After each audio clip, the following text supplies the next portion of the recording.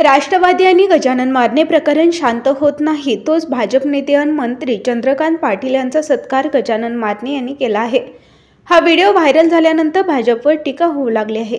यापूर्वी अजित पवार यांचे पुत्र पार्थ पवार यांचा सत्कार गजानन मारणे यांनी केला होता। त्यानंतर शरद पवार गटातील खासदार निलेश लंके यांचाही सत्कार गजा मारणे यांनी केला होता। त्यावेळी भाजपचे नेते निलेश लंके यांच्यावर टीका केली होती। अजित पवार यांचे राष्ट्रवादी काँग्रेस, शरद पवार यांचे राष्ट्रवादी काँग्रेस नंतर आता भारतीय जनता पक्षाचे पुण्यातील कुख्यात गुंड गजानन मारणे उर्फ गजा मारणे कनेक्शन समोर आलं आहे। चंद्रकांत पाटील कोथरूडचे आमदार आहेत। आगामी विधानसभा निवडणुकीत पुन्हा कोथरूडमधून निवडणूक लढण्याची तयारी चंद्रकांत पाटील यांनी सुरू केली आहे। यापूर्वी या गुंडासोबत भाजपचे कनेक्शन समोर आल्याने विरोधकांना टीका करण्याची संधी मिळाली आहे। या प्रकरणानंतर काँग्रेसचे नेते आणि विरोधी पक्षातील विजय वडेट्टीवार यांनी भाजपवर हल्ला केला आहे। त्यांनी मंत्री चंद्रकांत पाटील आणि गुंड गजानन मारणे यांचा व्हिडिओ एक्सवर शेअर केला आहे। त्यात लाडके गुंड असे कॅप्शन दिले आहे।